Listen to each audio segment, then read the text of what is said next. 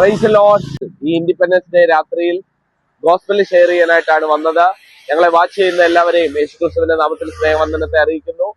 ദൈവം നിങ്ങളെ ധാരാളമായിട്ട് അനുഗ്രഹിക്കട്ടെ. സ്വാതന്ത്ര്യം, ദൈവിക സ്വാതന്ത്ര്യത്തിലേക്ക് ജനത്തെ നയിക്കുവാൻ ദൈവം നമ്മളെ സഹായിക്കട്ടെ. God bless you all.